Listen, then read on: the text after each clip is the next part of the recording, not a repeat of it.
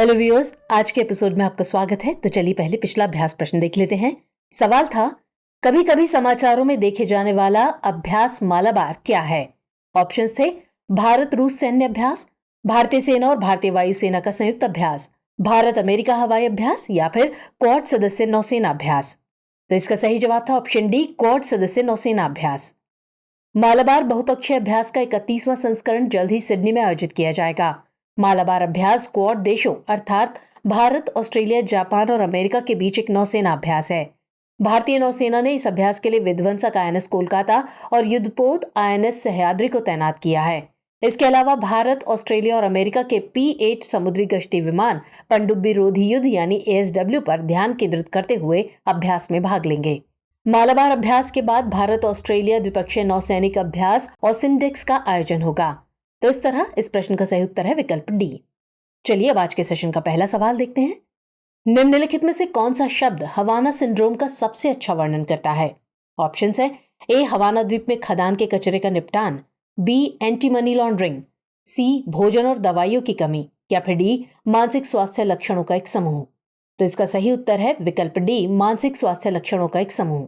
हाल ही में केंद्र सरकार ने एक याचिका के जवाब में कर्नाटक उच्च न्यायालय को भारत में हवाना सिंड्रोम के मामले के बारे में बताया है।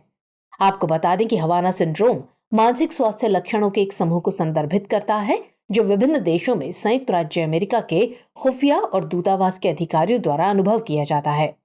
इसमें आमतौर पर बिना किसी बाहरी शोर के कुछ आवाजें सुनना, चक्कर, सिरदर्द, स्मृति हानि और संतुलन संबंधी समस्याएं शामिल हैं। इस तरह का पहला मामला अप्रैल 2018 में चीन के ग्वांगझो वाणिज्य दूतावास में सामने आया था। तो इसलिए सही उत्तर है विकल्प डी। चलिए आगे बढ़ते हैं। हाल ही में चर्चित स्वाति माउंटेन क्या है? हथियार का पता लगाने वाला रडार, ज्वालामुखी पर्वत, कूड़े का ढेर या फिर समुद्री पर्वत? तो सही जवाब है ऑप्शन ए, हथियार का पता लगाने वाला रडार। हाल ही में भारतीय सेना ने स्वदेशी रूप से विकसित हथियार लोकेटिंग रडार या WLRM के हल्के और अधिक कॉम्पैक्ट संस्करण को शामिल किया। इस रडार को स्वाति माउंटेन कहा जाता है। गौरतलब है कि स्वाति माउंटेन WLR एक उन्नत इलेक्ट्रॉनिक रूप से स्कैन किया गया फेज्ड एरे रडार है।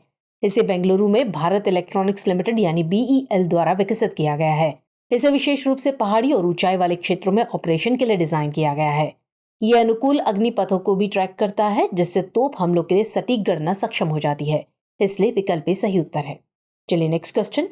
Production linked incentive scheme for food processing industry या PLI SFPI के संबंध में निम्नलिखित कथनों पर विचार कीजिए। पहला कथन, ये केंद्रीय क्षेत्र की योजना है, और दूसरा कथन, ये पूरी तरह से खाद्य प्रसंस्करण उद्योग मंत्रालय द्वारा वित्त पोषित है। आपको बताना है कि इनमें से कौन से कथन सही है या सही है। ऑप्शन है ए केवल एक, बी केवल दो, सी एक और दो दोनों, या फिर डी न तो एक और ना ही दो। तो सही उत्तर होगा विकल्प सी, एक और दो दोनों। हाल ही में संसद के मानसून सत्र में production linked incentive scheme for food processing industry यानी PLI SFPI पर चर्चा की गई। आपको बता दें कि PLI SFPI एक केंद्रीय क्षेत्र की योजना है, इसलिए कथन एक सही है।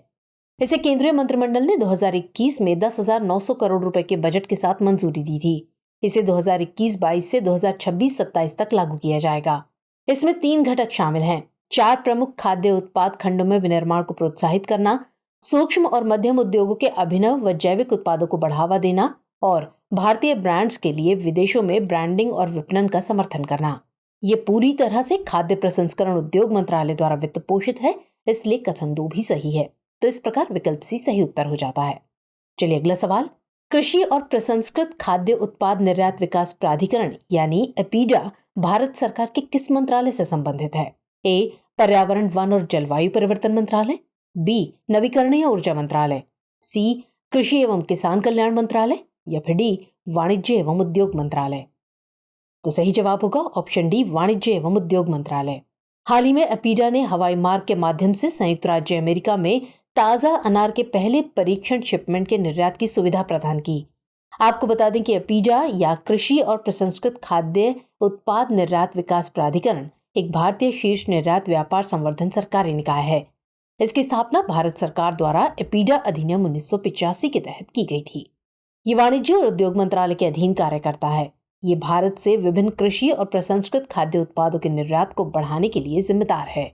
इसी के साथ ये उद्योग के विकास को सुविधाजनक बनाता है, गुणवत्ता मानकों को सुनिश्चित करता है और निर्यातकों एवं संबंधित हितधारकों को सहायता प्रदान करता है। तो इसलिए विकल्प डी सही उत्तर है। चलिए आगे बढ़ेंगे। मिशन इंद्रधनुष के संबंध में निम्नलिखित कथनों पर विचार कीजिए। पहला कथन, ये यूनिवर्सल इम्यूनाइजेशन प्रोग्राम या यूआईपी के तहत एक विशेष कैचअप अभियान है। दूसरा कथन, ये कम टीकाकरण कवरेज वाले क्षेत्रों में नियमित टीकाकरण से छूटे हुए या छोड़े गए सभी बच्चों और गर्भवती महिलाओं को टीका लगाने के लिए आयोजित किया जाता है। और तीसरा कथन, ये कार्यक्रम हेपेटाइटिस बी और पोलियोमाइलाइटिस पर भी ध्यान केंद्रित करता है। आपको बताना है कि इनमें से कितने कथन सही हैं। केवल एक, केवल दो, सभी तीन या फिर कोई भी नहीं। तो सही जवाब होगा ऑप्शन बी, केवल दो। स्वास्थ्य प्रबंधन सूचना प्रणाली 2022-23 के अनुसार 6 राज्यों व केंद्र शासित प्रदेशों ने 100% पूर्ण टीकाकरण कवरेज यानी FIC हासिल किया है, जबकि 17 राज्यों ने 90% से अधिक की FIC हासिल की है। आपको बता दें कि कम टीकाकरण कवरेज वाले क्षेत्रों में नियमित टीकाकरण से छूटे हुए या छोड़े गए सभी बच्चों और गर्भवती महिलाओं को टीका लगाने के लिए मिशन इंद्रधनुष के तहत अभियान आयोजित किया जाता है। इसलिए कथन 2 सही है। मिशन इंद्रधनुष भारत सरकार के यूनिवर्सल इम्यूनाइजेशन प्रोग्राम यानी यूआईपी के तहत एक विशेष कैचअप अभियान है, इसलिए कथन 1 भी सही है। इसे दिसंबर 2014 में लॉन्च किया गया था।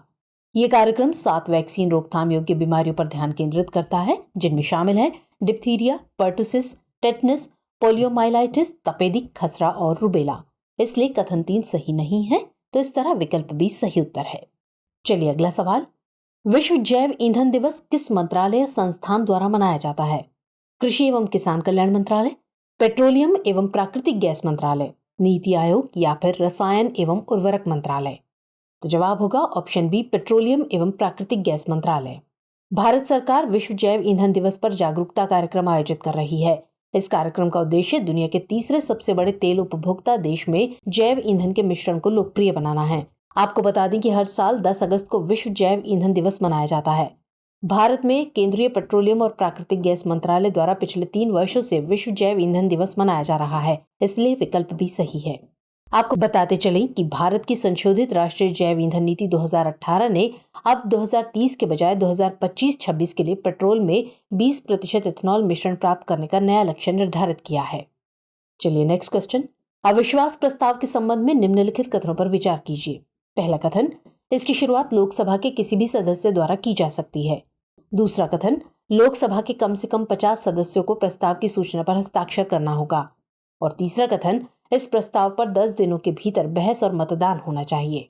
आपको बताना है इनमें से कितने कथन सही हैं। ए केवल 1, बी केवल 2, सी सभी 3 या फिर डी कोई भी नहीं।